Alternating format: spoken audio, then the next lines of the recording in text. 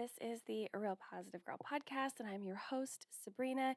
And I'm here chatting with you about your emotions, your mental health struggles, how to take those first few steps towards being so much more vulnerable and more honest and more self aware. So, super important. And we do that 2 times a week here. So, welcome if you're new, and if you're not new, welcome back. Thank you. And today we're going to chat about something that is a continuation from last week. I say last week because it was like Friday, but the episode previous to this, and it's called "How to Manage Your Distractions: Getting Distracted from Working on Yourself." But before we do that, let me ask you a question: Have we become friends online yet, or have you checked out any of my socials and just like popped by and been like, hey, if yes, let's make it more real by like sending a message and like saying hi and just like a quick connection to be like, hey, like, hi, how are you? Just to like kind of be friends and give a hi, hello. And if not, I encourage you to just check. Wow. I love the combo of words. Check down in the show notes below and you'll be able to see my name on socials. I'm at Sabrina Joy Perozo. But if you check down there, you know how to spell that. And that's for both Instagram and TikTok. And if you are a Twitter person, I am newly a Twitter person, but I love it. I am at Real Sabrina Joy for that. So come say hi, friends. The next and last question I have for you is: have you signed up for the weekly newsletter? Or have you suggested a topic that I could talk about? And you can do that anonymously. Or have you checked out the cool, super awesome planner journal hybrid that I have for sale now on Amazon?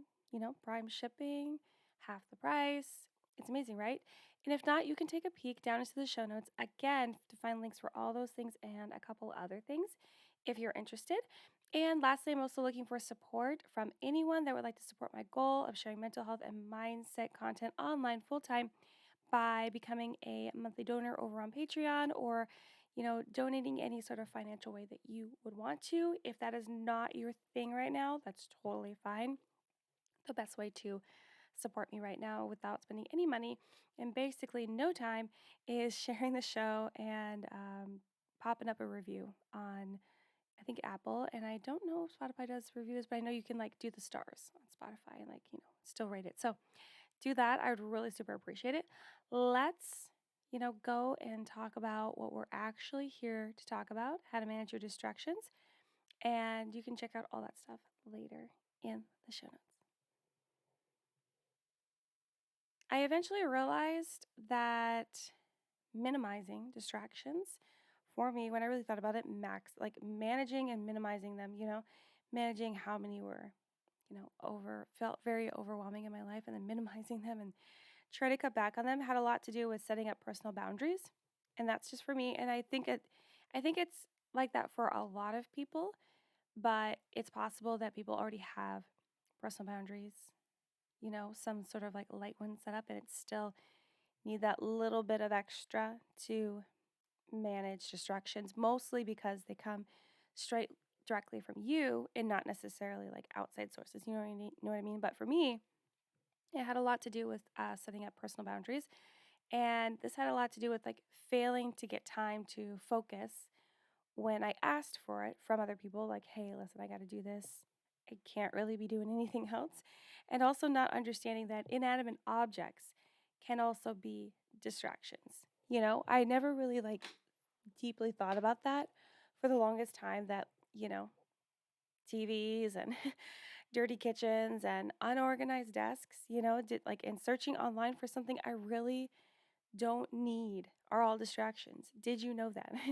Did you know that finally dusting underneath your bed after like 2 years of not doing it, that is a distraction? Just one that I chose, Even emotions like stress and anxiety can be distractions because it's leading you away from focusing on the thing that should be the priority, and it's not being allowed to be the priority because you are focusing on something else. And in the previous episode, the one that came out right before this, we spoke about why we get distracted and getting a better understanding of that. And I absolutely 110%, of course, recommend listening to that episode too, because it will be beneficial in knowing like where this like mindset and behaviors originate. It's always helpful. I double down on this all the time. It's always helpful to know the why behind our behaviors and thought processes because it's easier to identify like those fail points that you might still have ingrained in you, like the influences that you have over your life, and then like the excuses. Like, let's just be real, the excuses to work on or avoid in the future, right? So if you're just like, okay, why did this develop? Why is this here? Why is this a struggle for me? Okay, well, these are some things to look out for.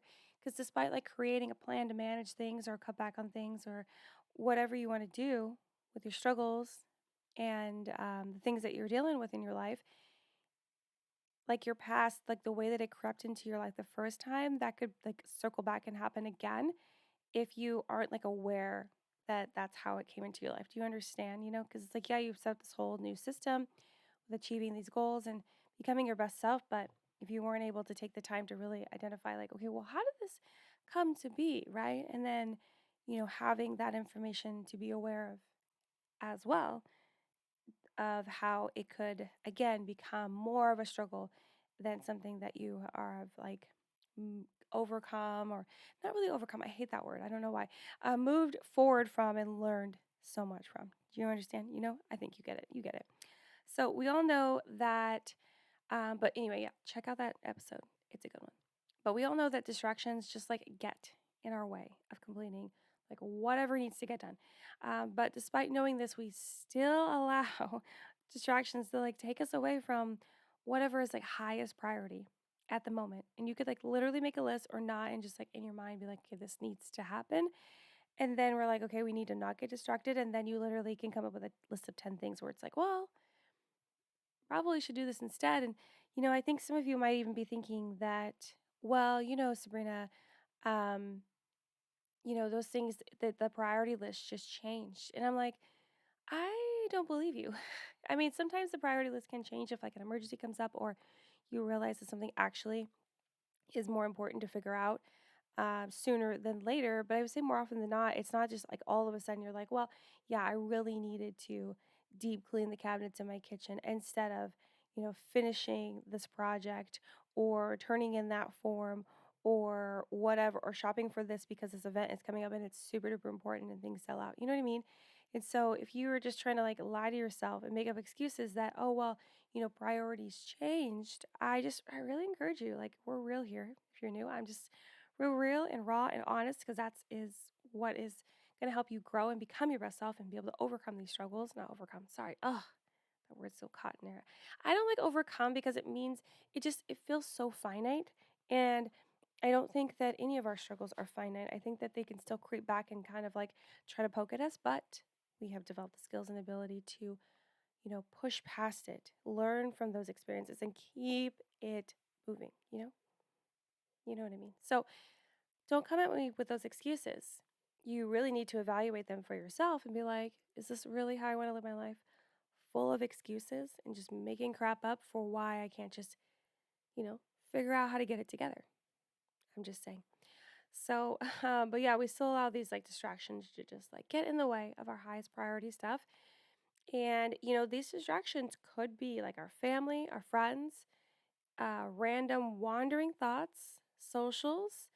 Like I said, it could be high emotions like stress, anxiety, or anything we suddenly find to do in the moment because we are putting off what we know needs to happen. And that would be like all the random chores and random things that we just all of a sudden figure out, oh, yeah, we need to do that instead of, it'd be like for me, instead of writing the podcast, I'm going to go and like dust all the shelves in my office and then redecorate like the one behind me for Easter, the next upcoming holiday. Well, minus St. Patrick's Day, but I don't have any St. Patrick's Day decor, so I'm sorry. And then just, and then also let me go ahead and just reorganize the bin system that keeps all like the back stock for our companies welcome boxes, and just random crap that really doesn't need to be done, and it's fine. That could just be done in another cleaning time, and just really finding a reason to procrastinate because I feel like procrastination and distractions they go hand in hand. They're like almost best friends. So today specifically, because we all understand like how distractions work. Today we are specifically talking about getting distracted from taking care of our mental health and our mindset, actually focusing in on ourselves, administering some self care, some focus, some understanding on how we need to take care of ourselves, how we need to fill our own cup, how we need to be prepared so that if we want to continue to pour out and help other people, we actually have the resources to do so. We're not just like bone dry and going to burn out super quick. And, allowing distractions into our lives isn't too different regardless of like what we are getting distracted from. So, how we're talking about mental health and mindset uh, versus like getting distracted from work versus getting distracted from focusing on anything else, right? It's kind of all the same, but the strategy we use will have a few different focuses that relate more to mental health than just getting work done. So that's why it's something very specific I wanted to speak on. And I think that regardless of this being more about mental health and mindset, you'll still find helpful pieces for distraction, like managing distractions in your life, like as a whole, and so it's still overall helpful. But before we get into that, really quick, I want to mention that being distracted is totally normal. Like it's completely normal. It is not something that's like, oh my gosh, I can't believe you got distracted. Like, no one's going to say that. And if they do say that, they're being a hypocrite because we know that they've gotten distracted too. Like, they have to. They have to. It's totally normal. We can't always be in total focus on everything we do. We just can't, right? We're not perfect. No one is perfect. So, no one's perfect except for Jesus. So, we just need to understand that we are imperfect beings and that's going to happen. Okay. Sometimes it's helpful to have a distraction, to give ourselves a chance to like reset our mind and our bodies and take a break from things that we are like too dialed into. When you just get like going on something, but you like spend so much time in it and you needed to take a break. And sometimes a distraction will just pop up at that perfect time where it's like, okay, great. Yeah, we'll just take a moment. We'll take a break. We'll take a breath. We'll take a beat. This will be really, really helpful. And this could still apply, like this example of, needing a distraction coming along at a really great time to take a break could still apply to mental health because we might be too focused on working on ourselves in one specific way and welcome the distraction of moving on to something else and like getting shaken up a bit to even try new things, because if we're so focused on like journaling, and that's all we do it every day, and we're just like so dialed into that, but then we have a distraction that pops up and we're like, oh, wow, like journaling, this is all I've been doing. Maybe I should try something else. Maybe I should try like stretching or meditation, yoga. Maybe that'll help like really like create that zen mentality that you're maybe we're going for with the journaling. And it's just like something like that where it just pulls you away for a second and you kind of have a widened perspective because you're so zoomed in on what you're doing. So, just know that distractions are perfectly normal and healthy. It's just a matter of like, do you allow those distractions to just kind of like take over everything and not allow you to actually refocus back on the priority and what actually needs to happen. But I just want you to understand that there should be like no self induced shame for giving into distractions because we're all human and not perfect. And it's totally healthy and natural to have those distractions. So let's get into the meat of it, which is how to manage distractions that are getting in the way of you working on yourself. But before, as always, I want to let you know that all the tips and advice that I'm about to give you and have already given are based on my own knowledge and research and the experiences that I have gone through and the experiences of others and I'm able to share. If you feel like none of this like really aligns with you, is helpful for you, that's totally fine because like not everything's going to work for everyone. I like totally believe in that and it's a fair thing to say. I would encourage you to speak with a therapist or a counselor and have that one-on-one time to figure out what would best align with you in regards to figuring out like how to manage distractions that are getting in the way of you working on yourself and your mental health and your mindset. If you don't want to do that, I encourage you to go to our best friend Google and type in like managing distractions from working on yourself, other that get in the way of working on yourself, whatever keywords you'd like to type in and pop in. And then that might help you too. You'll get lots of blog articles, you get lots of like videos, and all these kind of like things that could definitely help you, figure out what would be best for you that maybe I did not share here today. Okay, so I want to apologize now in advance if my voice starts to go out more than it already is. I think I might have gotten sick on the work trip that I just returned from. And my husband was actually really sick while we were there. And I was trying to like take all the homeopathic things to stay healthy. But, also had to take planes with other people. So anyway, I just want to, kind of like throw that out there. There might be a scraggly voice that emerges as we go. So, here are the 5 tips on how to manage what's distracting you from working on yourself. Let's jump in. Number 1, identify your distractions. Identify your distractions. I know you're like, oh my gosh, groundbreaking for you to suggest that we should identify them. It's important to put that out there because I feel like instead of like really nailing down specifically what are our main distractions, we might just be like, okay, we'll just like come up with some sort of strategy for everything and then just do the strategy and not necessarily focus on the the whys and like the understanding of what is actually behind the distractions. You know what I mean? Because like I feel like let's say that you didn't identify your distractions and you're just like, yeah, lots of things distract me. And we're like, okay, well then you need to just like like if I was to jump like forward to be like talking about boundaries and talking about discipline and talking about all these things, and then you wouldn't really know how to apply those things because you haven't identified actually what is the distraction. So maybe people in your life aren't the biggest distraction. Maybe it's literally like social media, or maybe it's the desire to need to keep everything tidy, or maybe it's like, really high emotions like stress and anxiety that are getting in your way of really focusing on what you need to do because you're worrying and concerned about these other things that are going on in your life. You know what I mean? So that's why it's important to identify your distractions. So be honest and list out the main things that are distracting you from working on yourself. And I'm telling you to be honest because you might be hesitant to admit that your spouse or your kids or something else is a distraction for you because you love and appreciate them or that thing or that activity that you partake in, but they still get in the way or that thing still gets in the way when you need to focus on you, right? And it might be kind of like heartbreaking and sad to be like, oh, yeah, it is my spouse or it is my child. And I don't think that's like being mean. I think it's just being honest and understanding it's important to be honest and realize that you're allowing that to be a distraction. And it's like, okay, how can we fix this? And it's going to be all for the better.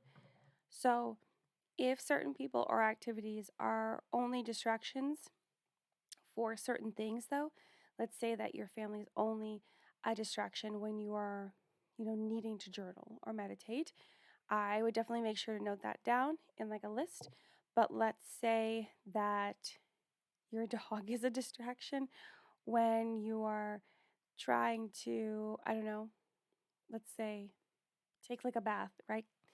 And the little puppy dog's always like little Doji is always coming in and like, you know, bothering you, or I don't say bother because I love my Doge, but you know what I mean, like coming in and saying hi and then maybe being dramatic. My dog is dramatic. My golden retriever is like 110% dramatic when I'm not giving him attention.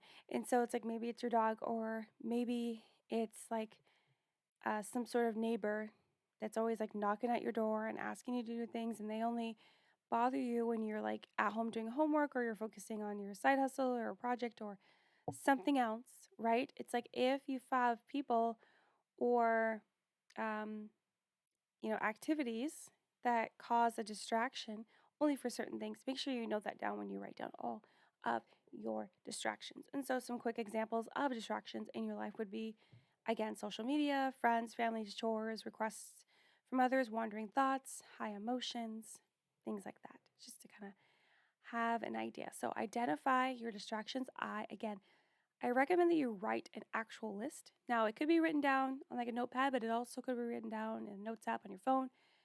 Don't forget that if you're afraid that someone will find that list, you can lock the list. And so, you don't have to have that out in the open. That's up to you and how much you want to share with everyone in your life. But yeah, identify the distractions, actually write them down. Number two, and again, we're talking more, you're welcome to write a whole list of like distractions for everything in your life. But again, we're talking more like who gets in the way of you, you know, um, doing things that are helping your mental health and mindset. So maybe it's journaling, maybe it's like self-care days where you take a bath or you take a walk or you like a really good book. Maybe it's when you're doing therapy online at home or when you actually have to go to a therapy appointment in person. Maybe it's when you need to go to a different doctor visit. Whatever it is, maybe it's when you have like accountability time with people, whether they come over or you do it online, over the phone, whatever it is. You know what I mean? Like, so kind of like think in that realm. Number two, create and enforce personal boundaries. So make sure that you establish personal boundaries with others and with yourself. And with yourself. Maybe you weren't expecting that coming, but I had to add it in. With yourself, it's super important. So with others, you want to make sure that you don't commit to things you don't have time for. That seems so simple, but even I struggle with that, where you just like commit to things, or like you think you have time and then you haven't really thought about it, which we should all think about it before we commit to things and think like, oh yeah, we'll fit it in, we'll make it work. That's like the common thing, at least that I hear. And then it's like so overly difficult and you just like regret the whole conversation together. So yeah, you want to make sure that you're not committing to things that you don't have time for and things you know won't be beneficial to your mental health. So if they're trying to get you to go to a party with a bunch of people that are struggling with something that you used to struggle with and you want to stay away from that, that might not be your scene. That might be something that's just like it's a hard no, right? Or maybe it's just like attending an event where someone there is just like not good for you. You just feel like it's like a toxic interaction. Say no that. Maybe it's something else, some other sort of trigger that happens when you go somewhere or you do something, it's just not beneficial for your mental health. And even if it's just like a temporary time, because later down the line, you could just have spent so much time healing from this thing that it doesn't bother you as much. That definitely can happen and is amazing. But maybe right now is not the time. So you want to make sure that you evaluate, like, whatever you're doing and committing to is beneficial to your mental health or is neutral, right? It's not going to like do anything either way. So that's part of establishing your personal boundaries with other people. And also be mindful of the people that you allow in your life. You don't need to trust everyone off the bat. Um, you can just like kind of like take your time and get to know people. I feel like sometimes, especially as adults, because it's harder to find friends once you're just like on your own, doing your thing, working. Maybe you have a family and you don't necessarily like, maybe you can make friends at work if you go to work in person and you like those people. But I feel like it was so much easier when you're in like fifth grade and you're like, yeah, let's become best friends because we have the same class together and we spend time together and you get to know them. It's so much easier. But as adults, become pickier people as well and who we want to hang out with and who's actually worth our time. And so it's just so important that it'll help making personal boundaries easier if you are mindful of the people that you allow in your life. And you're also like not obligated to trust the people closest to you with everything if you aren't ready for that either. Again, it might seem odd to say that, and I'm sure some people are like, "Oh, well no, you have to trust like your sister and your brother or your friends or like your closest friends or whatever." But I'm just like, "No, sometimes you just need to like work up to that trust, especially if you've got burned in the past. But if you haven't, it's even just like you want to feel confident when you share that with them. So it's okay to have a boundary around that and be like, I'm just not ready yet to share that, but you will be soon. So it's okay if you're just not ready to share certain things. Even like if you're in therapy and you're just like, I don't really want to tell my spouse everything that we're talking about in therapy, totally fine. That is your right to have that personal boundary. And you don't need to like divulge everything because You'd rather just keep it to yourself, so it's something that you're working on your own. That could be a personal boundary. So just keep that in mind. You don't have to tell everyone everything. And with yourself, creating personal boundaries with yourself, make sure that you keep promises to yourself. Because if we cannot keep promises to ourselves, how? How in the world could we keep promises to other people? It's extremely difficult to accomplish that if we can't even do it for ourselves, right? And, follow through, even with things you really don't want to do. If you have committed to it and you know it's going to be good, you need to do it. Sometimes things can be good and we don't want to do them because they're not like fun, but they are good for us.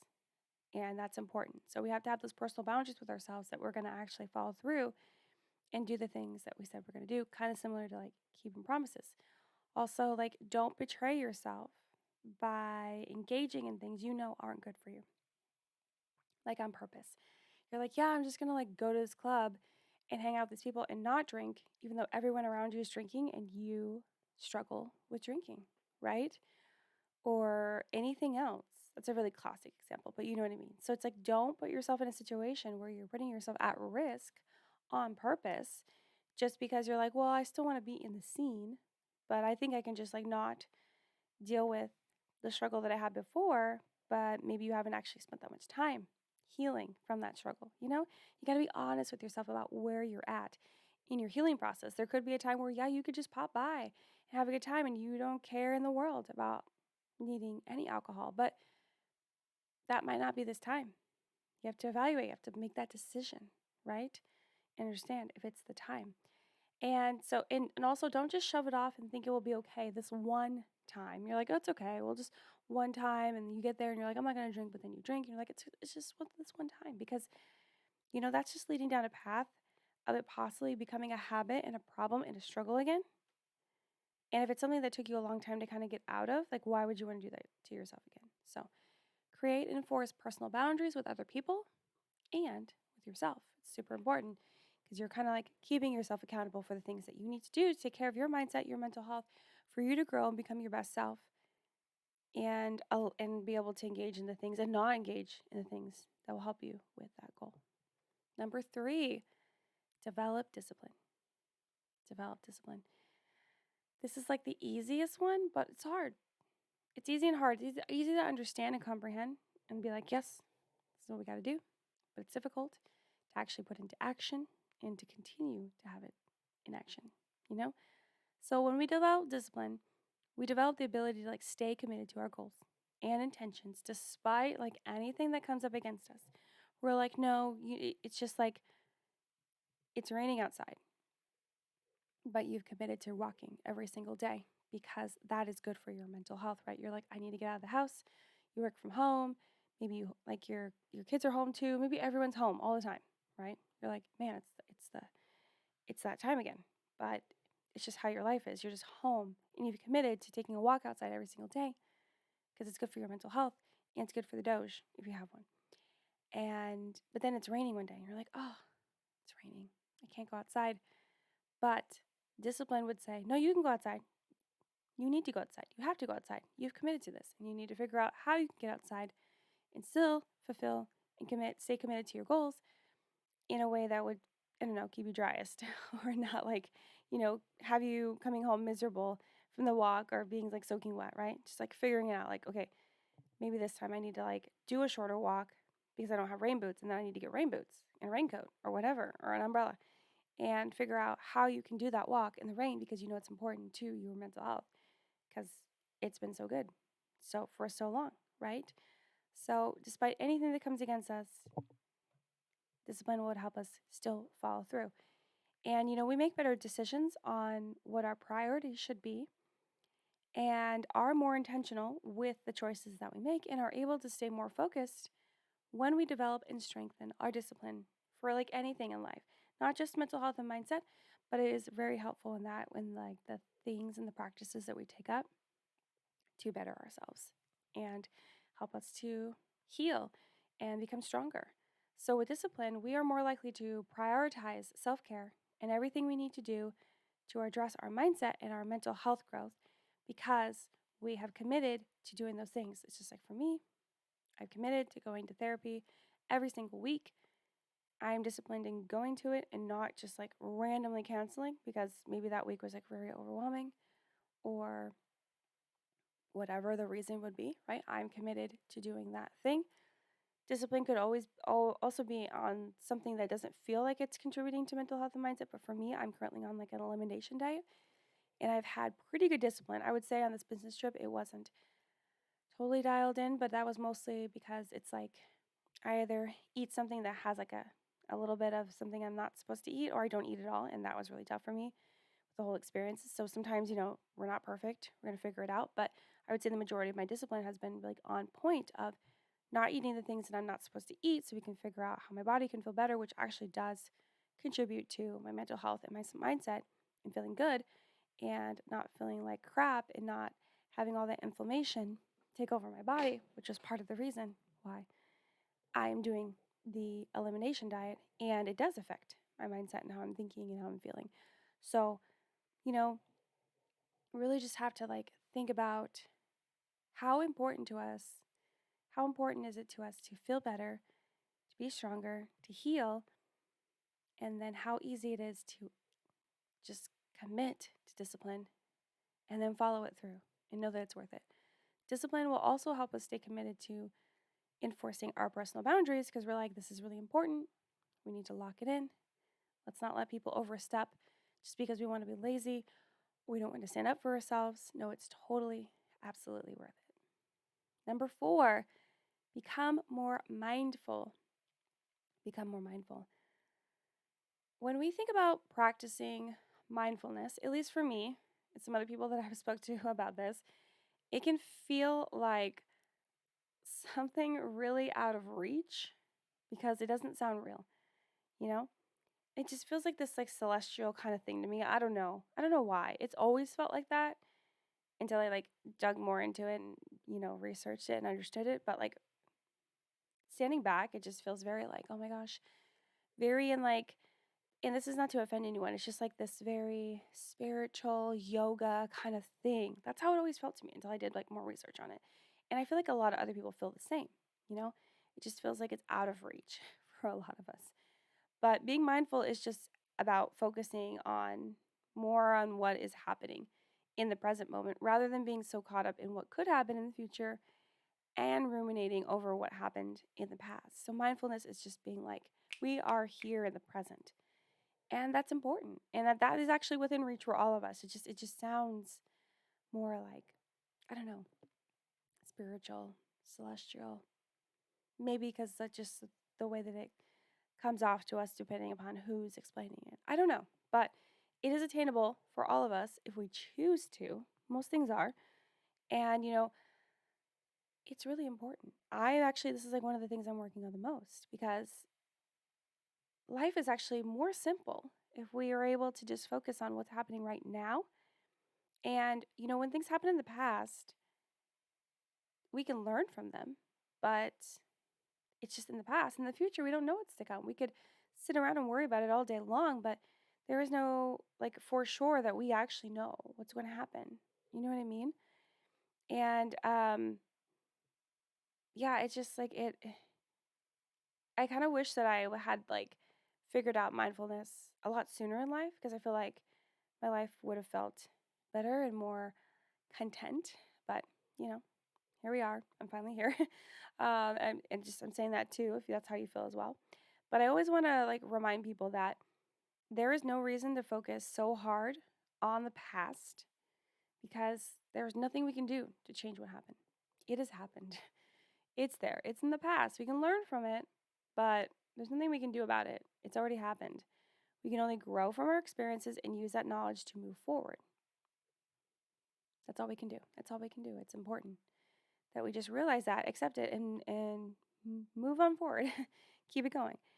And, being mindful will help us be less distracted with our stressors from the past or fears thought to be happening in the future, that constant worry, and focus more on what we can do right now to better ourselves. Like, yes, it really sucks that we didn't focus more on this, that, and the other, or even me just saying, like, wow, I really wish that I had found mindfulness sooner in my life.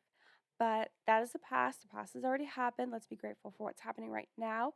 How can I, you know, really foster more mindfulness happening every single day in my life? That's what you should be working on, or not how only focusing on the present, which mindfulness isn't only focusing on the present. You can still like think about the future and the past, but it's like it's your primary focus because it's happening right now. So we should just like take in all the memories and the opportunities. And but yeah, it'll help us to be like less distracted with our stressors, and we can just like really, work on ourselves, focus on what we can do today to help our mindset grow and be as strong as we need it to be to get through what's happening right now and not fearful of what could happen in the future. It's like, okay, what are you going through right now? And how do you need to like grow your mindset to adapt and help with that situation? How is your mental health doing right now? And what do you might need like help on? What do you need to pull back from? What needs to change and shift in your life? Also, with mindfulness, we will also increase our self awareness of what we were thinking and feeling in the moment, which, I am like diehard for self awareness if you're not new here. But yeah, we'll also increase that in the feeling in the moment and taking time to understand what that means for us, what is going on. And also, we can learn to see patterns in when we are more likely to become distracted because it's happened before. And so, as we're becoming more self aware of, like, oh my gosh, in the past, I have felt this way right before I started to feel very like overwhelmed, or I was starting to like allow distractions in my life to take over, and or I felt like things were just going too much, so I stopped focusing on myself, like those kind of things. So getting dialed into those patterns that happen in your life, that will happen more when you become more mindful.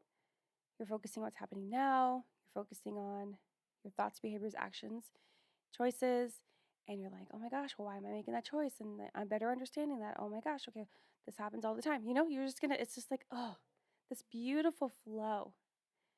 And that's one of the reasons why I like to talk about self awareness all the time. But yeah, so we can learn to see patterns.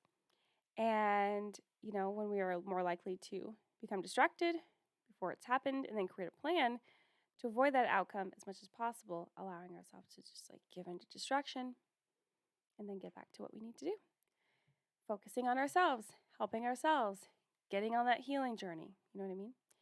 And number 5, the last one I have to share with you today is seek accountability. Seek accountability.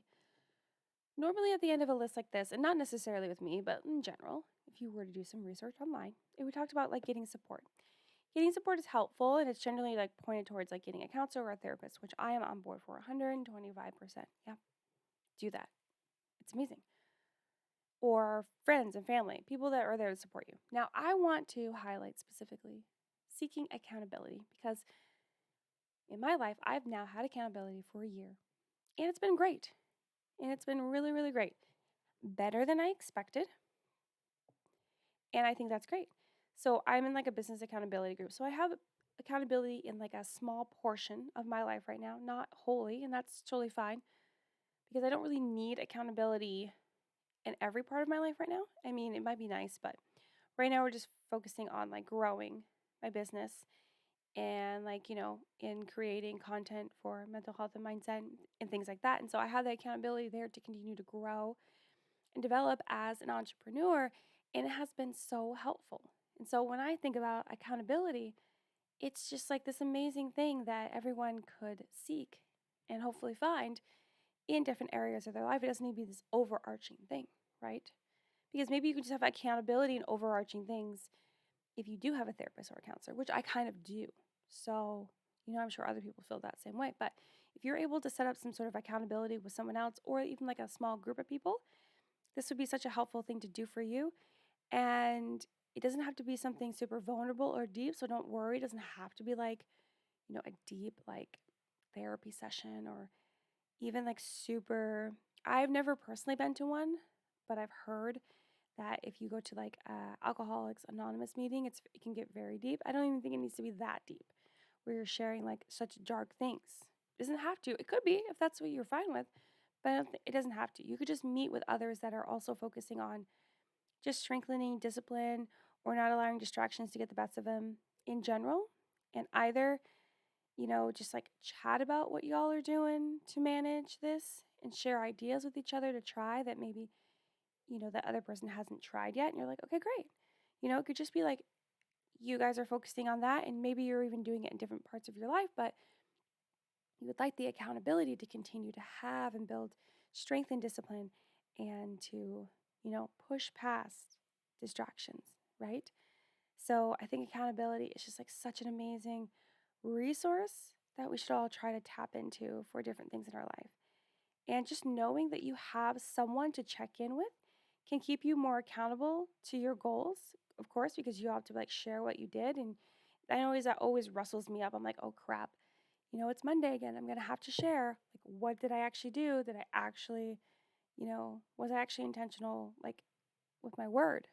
Did I actually do what I said I was gonna do? And that can keep you accountable.